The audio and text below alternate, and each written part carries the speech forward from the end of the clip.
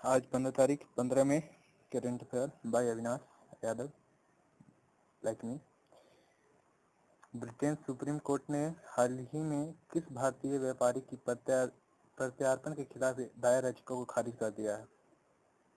Britain की supreme court ने प्रत्यार्पण याचिका खारिज किया है। भारतीय व्यापारी का वो है विजय माल्या।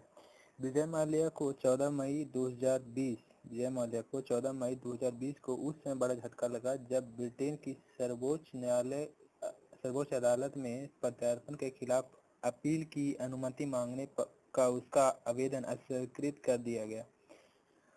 अब विजय माल्या का प्रत्यार्पण की प्रक्रिया 28 दिन के अंदर पूरी करनी होगी।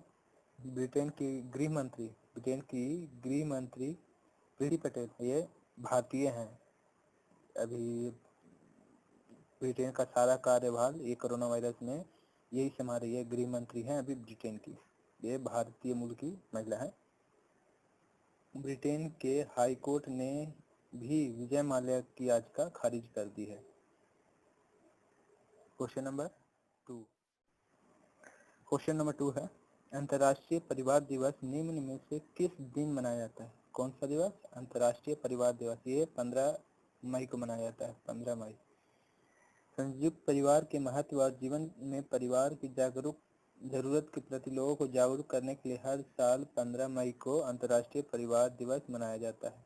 परिवार के महत्व को बनाए रखने के लिए 1993 में हर साल बनाए रखने के लिए 1993 संयुक्त राष्ट्र जनरल असेंबली में हर साल परिवार दिवस मनाने की घोषणा की गई थी। कहाँ, कब? 1993 में संयुक्त राष्ट्र जनरल असेंबली में।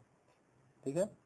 परिवार से संबंधित मुद्दों के बारे में जागरूकता फैलाने और वैश्विक समुदाय परिवार को जोड़ने, परिवार को प्रभावित करने वाले आर्थिक, जनसांख्यिकी और सामाजिक प्रक्रियाओं के बारे में जानकारी हेतु इस खास दिवस को मनाया जाता है। नेक्स्ट क्वेश्चन की बात करते हैं। Question number 3। भारतीय रेलवे ने यात्रियों को ट्रेन में यात्रा करने के लिए किस ऐप को रखना अनिवार्य कर दिया है? किस ऐप को रखना अनिवार्य कर दिया है? तो आरोग्य सेतु ऐप को। आरोग्य सेतु ऐप को भारतीय रेलवे ने यात्रियों को ट्रेन में यात्रा करने के लिए आरोग्य सेतु ऐप रखना अनिवार्य कर दिया। रेलवे के मुताबिक अब यात्रियों के लिए यात्रा शुरू करने से पहले मोबाइल फोन में आरोग्य सेतु ऐप को डाउनलोड करना अनिवार्य हो गया। आरोग्य सेतु भारत सरकार द्वारा लॉन्च की गई आधिकारिक कोविड-19 ट्रैकिंग ऐप है। इसे इलेक्ट्रॉनिक्स और सूचना प्रौद्योगिकी मंत्रालय के तहत राष्ट्रीय ई गवर्नेंस डिवीजन द्वारा स्वास्थ्य और परिवार कल्याण मंत्रालय की सहायता से विकसित किया गया है। ठीक है। क्वेश्चन नंबर 4 है,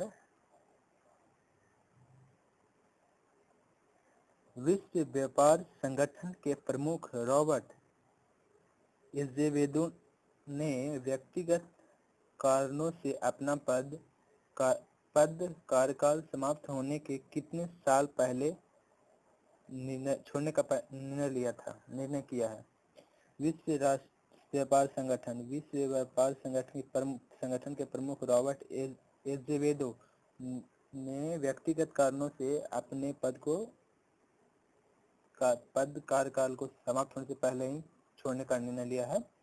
वो कितने साल का निर्णय लिया है? कितने साल पहले छोड़ने वाले हैं ये? वो 1 साल पहले अपना पद छोड़ेंगे। ठीक। वे कौन है? रॉबर्ट एजेवेडो ने कहा है, ब्राजील के ये पूर्व राजनयिक हैं, राजनीति से संबंधित है ये। वे 31 अगस्त को पद से हट जाएंगे। 31 अगस्त को पद से हट जाएंगे। उनका कार्यकाल 7 साल के लिए था। कितने साल के लिए था? 7 साल के लिए, लेकिन 1 साल पहले वो हट जाएंगे। और WTO के महानिदेशक ऐसे समय में पद छोड़ रहे हैं जब अमेरिकी राष्ट्रपति डोनाल्ड ट्रंप को उन पर खास दबाव है। जिनेवा स्थित विश्व व्यापार निकाय के संस्थापक सदस्यों में भारत भी शामिल है। जिनेवा स्थित विश्व व्यापार संगठन निकाय के संस्थापक सदस्यों में भारत भी शामिल है। डब्ल्यूटीओ को वैश्विक निर्यात और आयात के लिए नियम बनाने की जिम्मेदारी मिली हुई है। क्वेश्चन नंबर 5 में आते हैं अब। हाल ही में किस देश में किए गए एक अध्ययन में चिकित्सकों ने कोविड-19 के संपर्क में आने वाले बच्चों में कावासाकी रोग जैसे लक्षणों वाली एक असामान्य बीमारी के फैलने के बारे में जानकारी दी है? किस देश में किया गया अध्ययन है? इटली में। उत्तरी इटली के बेरगामो क्षेत्र में चिकित्सकों ने बच्चों में कावासाकी रोग के लक्षण वाली एक असामान्य बीमारी के मामलों को 30 गुना वृद्धि देखी है। मामलों में 30 गुना वृद्धि मतलब 30 गुना मतलब 30 टाइम्स वृद्धि हो रहा है, मतलब इंक्रीजमेंट हो रहा है ये बीमारी के मामले में। कावासाकी एक असामान्य बीमारी है। इसके जो है इसमें 5 साल के कम आयु के जो बच्चे हैं इस बीमारी से प्रभावित होते हैं। इस रोग पीड़ित व्यक्ति के शरीर में रक्त वाहिकाओं में सूजन हो जाता है। बुखार, हाथ पैरों में सूजन, ओठ और गले में जलन और सूजन आदि इस बीमारी के प्रमुख लक्षण हैं। ठीक, इस रोग मरीज के शरीर में हृदय को सबसे ज्यादा गंभीर रूप से प्रभावित करता है। ये 5 साल से कम आयु के जो बच्चे हैं इसको ज्यादा इस रोग से प्रभावित होते हैं। नेक्स्ट क्वेश्चन पे आते हैं। Question number 6। Question number, India state level disease burden initiative शीर्षक वाले लेसेंट रिपोर्ट के मुताबिक भारत में 5 साल से कम आयु के कितने प्रतिशत बच्चों की मौत का कारण बाल और मृत्यु कुपोषण है? कितने प्रतिशत बच्चों का मौत का कारण बाल और मृत्यु कुपोषण है? कुपोषण तो वो है 68%, 68%।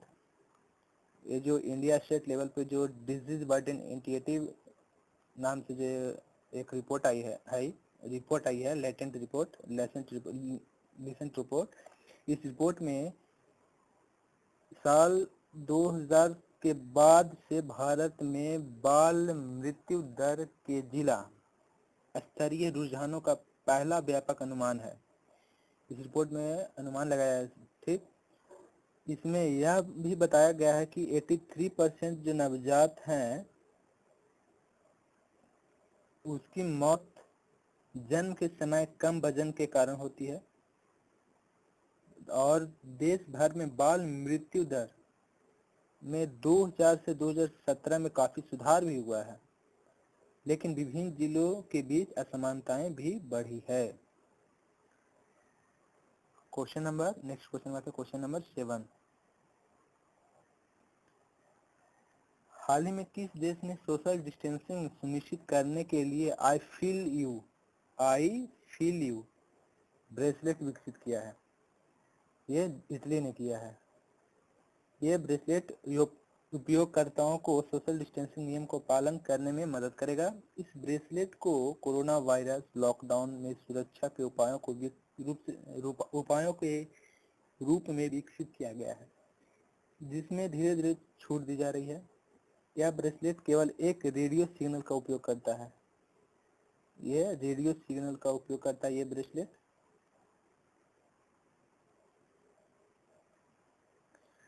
इसमें दूसरे ब्रेसलेट के नजदीक आने का पता चल जाता है। जैसे कि 2 ब्रेसलेट जब आपस नजदीक आएंगे तो इससे पता चलेगा कि अगला भी व्यक्ति आपके पास आसपास में ही नजदीक में ही है। इसे डिस्टेंसिंग, थोड़ा सोशल डिस्टेंसिंग को मेंटेन करने के लिए ये ब्रेसलेट बनाया गया है। ये रेडियो सिग्नल पर काम करता है। हालांकि ये जीपीएस का इस्तेमाल नहीं करता है, और हमारा जो ये आरोग्य सेतु जो ऐप है इसमें जीपीएस का काम करता है, लेकिन इस ब्रेसलेट में रेडियो सिग्नल का यूज करता है। ये नज़दीक आने से रोकता है, मतलब नज़दीक आएगा कोई व्यक्ति तो ये इंडिकेट करेगा कि आपके आसपास में।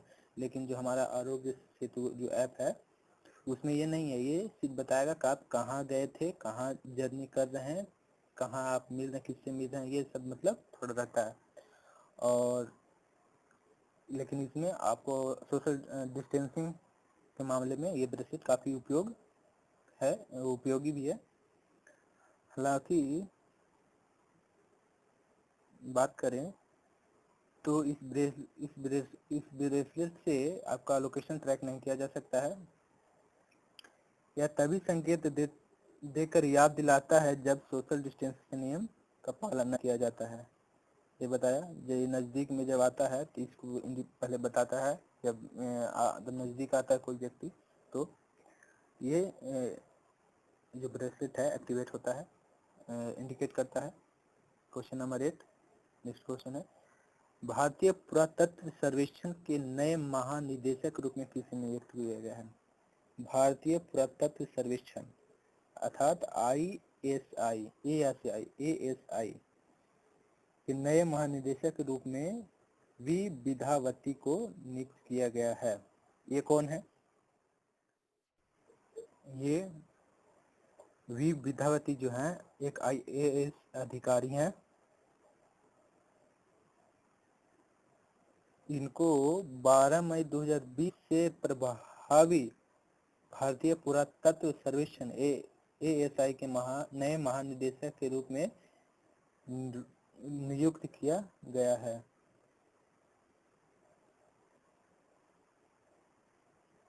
वे 1991 बैच के कर्नाटक कैडेट के अधिकारी हैं। 1991 बैच के हैं। और विद्यावती भारत सरकार की अतिरिक्त सचिव के पद पर कार्यरत रहेगी। उनकी नियुक्ति की पुष्टि प्रधानमंत्री नरेंद्र मोदी की अध्यक्षता वाली कैबिनेट की नियुक्ति समिति के आदेश से की गई है। ये अब हमारे नए ASI का नए महानिदेशक के रूप में कार्यभार संभालेगी। कौन, नाम क्या है? वी विद्यावती। ये IAS अधिकारी भी हैं। ठीक। और नेक्स्ट क्वेश्चन पे आते हैं, किस राज्य सरकार ने प्रशिक्षित युवाओं के लिए रोजगार या स्वरोजगार के अवसर पैदा करने और कौशल विकास के अवसरों को पेशकश करने के लिए होप पोर्टल लॉन्च किया? होप पोर्टल वो है उत्तराखंड राज्य। उत्तराखंड के जो मुख्यमंत्री हैं त्रिवेंद्र सिंह रावत ने, उत्तराखंड के मुख्यमंत्री त्रिवेंद्र सिंह रावत ने सचिवालय में मंत्रिमंडल के साथ होप पोर्टल को लोकार्पण किया है। इस पोर्टल से उत्तराखंड में रहने वाले उत्तराखंडी जो जुड़ेंगे ही, प्रदेश से बाहर रह रहे और काम कर रहे प्रवासी भी कनेक्ट में रहेंगे। इस पोर्टल के माध्यम से जो बाहर में काम कर रहे हैं किसी दूसरे राज्य में, वो भी इससे जुड़े रहेंगे। राज्य के कुशल अकुशल युवाओं का डाटाबेस बनाने और उसके आधार पर रोजगार स्वरोजगार हेतु अवसर उपलब्ध करवाने के लिए ये पोर्टल का काम होगा। इस पे जितने युवा होंगे कुशल अकुशल, उसको एक डाटाबेस तैयार करेगा कि कितनी रोजगार की आवश्यकता है, कैसे क्या, मतलब इसका मकसद होगा, ये सारे जो इसका आधार बनेगा, ये पोर्टल का मेन मकसद होगा। नेक्स्ट क्वेश्चन में आते हैं, क्वेश्चन नंबर 10 में।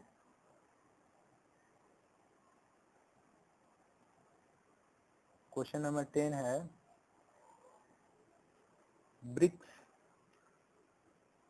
ब्रिक्स जो है ये क्या है? एक संगठन है। वो ये संगठन जो है देशों के बीच में है। इसमें 5 देश हैं, ब्राजील, रूस, भारत, चीन, दक्षिण अफ्रीका। ठीक, इन ब्रिक्स देशों ने new development bank NDB, new development bank ने, ये जो ब्रिक्स देश के जो न्यू डेवलपमेंट बैंक है, इसने कोरोना वायरस महामारी से लड़ने के लिए किस देश को $1 अरब की आपातकालीन सहायता राशि देने ऋण राशि दी है, सहायता ऋण राशि दी है? वो है भारत, वो भारत है।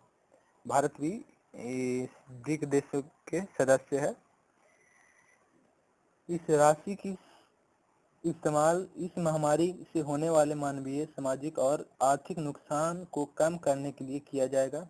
एनडीबी के निदेशक मंडल ने 30 अप्रैल को भारत के लिए आपातकालीन सहायता कार्यक्रम ऋण की मंजूरी दी है और इसका उद्देश्य कोरोना वायरस महामारी के कारण होने वाले मानवीय, सामाजिक और आर्थिक नुकसान को कम करना है। शंघाई स्थित एनडीबी की स्थापना ब्रिक्स देश में बताए थे अभी, ब्राजील, रूस, भारत, चीन, दक्षिण अफ्रीका ने 2012 में की थी। एनडीबी जो ये बैंक है, न्यू डेवलपमेंट बैंक, इसकी स्थापना 2014 में हुआ था। 2014 में हुआ था और इस समय इसका नेतृत्व दिग्गज भारतीय बैंकर के, इस समय इसका जो बैंक का जो नेतृत्व कर रहे हैं अर्थात मैनेजर है, मेन डायरेक्टर, वो भारतीय हैं, भारतीय बैंकर केवी कामनाथ कर रहे हैं। नेक्स्ट क्वेश्चन पे आते हैं, क्वेश्चन नंबर 11। प्रधानमंत्री कार्यालय अर्थात पीएमओ ने बताया है पीएम केयर फंड ट्रस्ट ने कोरोना वायरस संक्रमण से लड़ने के लिए कितने करोड़ रुपए आवंटित किए हैं? पीएम केयर फंड ने कितने करोड़ रुपए आवंटित किए हैं कोरोना वायरस संक्रमण से लड़ने के लिए? 3100 करोड़ रुपए। कोरोना वायरस से बढ़ते संक्रमण के बीच प्रधानमंत्री के निर्देशक पर पीएम पोर्टल फंड बनाया गया था। ठीक, कोरोना वायरस बढ़ते संक्रमण के बीच प्रधानमंत्री के निर्देशक पर ये पीएम केयर फंड बनाया गया था। पीएम मोदी के आह्वान पर देश का खास से लेकर आम लोग जमकर दान दिए हैं। पता होगा बहुत सारे दान हुए हैं पीएम केयर फंड में। कुछ समय पहले ही हुआ है, इसका पूरा न्यूज चला था। उसमें प्रधानमंत्री कार्यालय ने बताया कि इस फंड से कोरोना के खिलाफ लड़ाई के लिए 3100 करोड़ रुपया आवंटित है। इतने 3100 करोड़ रुपया था सभी जगह से दान में मिले हुए जितने हैं वो जमा होकर 3100 करोड़ रुपये हुए हैं टोटल। प्रधानमंत्री कार्यालय के मुताबिक इन 3100 करोड़ रुपयों में 2000 करोड़ रुपये से वेंटिलेटर खरीदे जाएंगे। पता होगा वेंटिलेटर क्या है? वेंटिलेटर पे ही अभी कोरोना वायरस जितने मरीज हैं उसको रखा जाता है, उसका देखभाल किया जाता है। साथ ही उसमें से 100 करोड़ रुपये जो होंगे बचेगा, उसमें प्रवासी मजदूरों पर खर्च किया जाएगा। इसका अलावा लगभग 100 करोड़ रुपए का वैक्सीन बनाने के लिए दिया जाएगा। कुछ दिन पहले डॉक्टर हर्षवर्धन जो हमारे स्वास्थ्य मंत्रालय जो हैं, हेल्थ मिनिस्टर हैं, उन्होंने वैक्सीन को बनाने का जो है अपना स्वदेशी सारा मटेरियल बनाने की बात कही थी समय पहले। अब नेक्स्ट क्वेश्चन पे आते हैं। नेक्स्ट क्वेश्चन है क्वेश्चन नंबर 12। किस सोशल मीडिया कंपनी ने अस्थायी तौर पर अपने कर्मचारियों को वर्क फ्रॉम होम, घर पे ही काम करने का इजाज़त दे दी है? हमेशा के लिए घर से ही काम करने का इजाज़त दे दी है। वो है ट्विटर। जो ट्विटर यूज होता है, वो जो सोशल मीडिया कंपनी है, इसने अपने सारे कर्मचारियों को वर्क फ्रॉम होम का इजाज़त दे दिया है हमेशा के लिए। सोशल मीडिया कंपनी ट्विटर ने अस्थायी तौर पर अपने कर्मचारियों को वर्क फ्रॉम होम की इजाज़त दे दी है। सैन फ्रांसिस्को की यह कंपनी है। सैन फ्रांसिस्को की इसी कंपनी ने कोरोना महामारी फैलने के बाद सबसे पहले अपने कर्मचारियों को वर्क फ्रॉम होम करने की अनुमति दी थी। कोविड-19 से बचने का एकमात्र उपाय सोशल डिस्टेंसिंग ही है। इससे सबक लेते हुए ट्विटर ने अपने स्टाफ को हमेशा के लिए घर से ही काम करने का ऑप्शन दिया है। अब ट्विटर के कर्मचारी कोरोना काल के खत्म होने के बाद भी घर में से काम कर सकेंगे। नेक्स्ट क्वेश्चन पे आते हैं। Question number 13। केंद्र सरकार ने चालू वित्त वर्ष की शेष अवधि के लिए देश के अंदर किए जाने वाले विभिन्न प्रकार के व्यावसायिक भुगतान पर टीडीएस और टीसीएस दर कितने प्रतिशत कम किया? टीडीएस और टीसीएस ये क्या होता है, इसके बारे में आप बता सकते हैं, बताइएगा। अगले टॉपिक में आपको इसके बारे में बताऊंगा, तब तक आप इसको पता कीजिए क्या होता है टीडीएस और टीसीएस। वित्त मंत्री सीतारमण ने कहा है 14 अप्रैल 2020 से लेकर 31 मार्च 2021 तक टीडीएस और टीसीएस की मौजूदा दर में 25% की कटौती की गई है। यह कटौती ठेकेदारों को किए जाने वाले भुगतान, ब्याज भुगतान, किराया, लाभांश, कमीशन और ब्रोकरेज सभी पर लागू हो गया है। ये सभी टीडीएस टीसीएस में दरों में 25% कमी के कारण पात्र होंगे। उन्होंने कहा कि करीब 50,000 करोड़ रुपए करदाताओं के हाथ में बचेंगे, जो सामान्य स्थिति में टीडीएस टीसीएस के रूप में सरकार के खाते में जाती है। टीडीएस की दरें 1% से लेकर 30% तक है अभी फिलहाल में। ठीक, नेक्स्ट क्वेश्चन पे आते हैं। क्वेश्चन नंबर 14 में है, भारत सरकार की प्रमुख सामाजिक सुरक्षा योजना अटल पेंशन योजना। ये जो अटल पेंशन योजना है, ये 9 मई 2015 में इसका शुरुआत किया गया था। ठीक, अब इसका 5 साल पूरा हो गया है। कितने साल पूरा हो गया है? 5 साल पूरा हो गया है। इस योजना की शुरुआत हुई थी कब, अभी बताएं? 9 मई 2015 को इस योजना का शुरुआत हुआ था। यह योजना विशेष रूप से असंगठित क्षेत्र के श्रमिकों पर केंद्रित है। इसमें न्यूनतम आयु जो शामिल इसमें है, इस पेंशन में, अटल पेंशन योजना में, इसमें न्यूनतम आयु 18 वर्ष और अधिकतम 40 वर्ष निर्धारित है। इस योजना के तहत अब तक 2.23 करोड़ श्रमिकों को पेंशन के दायरे में लाया गया है। यह योजना भारत की तेजी से बढ़ती हुई जनसंख्या और चुनौती के समाधान के लिए अभी भी प्रासंगिक है।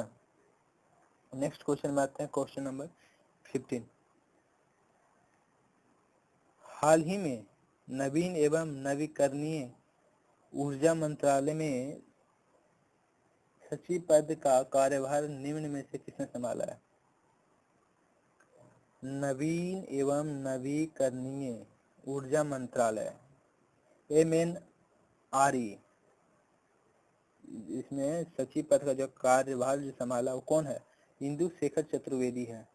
इन्होंने अभी अपना कार्यभार, सचिव पद का कार्यभार संभाला है। ये जो है, ये झारखंड कैडर के 1987 बैच के IAS अधिकारी हैं। 1987 बैच के IAS अधिकारी हैं। इन्होंने आनंद कुमार की स्थान लिया है। आनंद कुमार संस्कृति मंत्रालय में सचिव बनाए गए हैं अभी। और MNRE सचिव बनने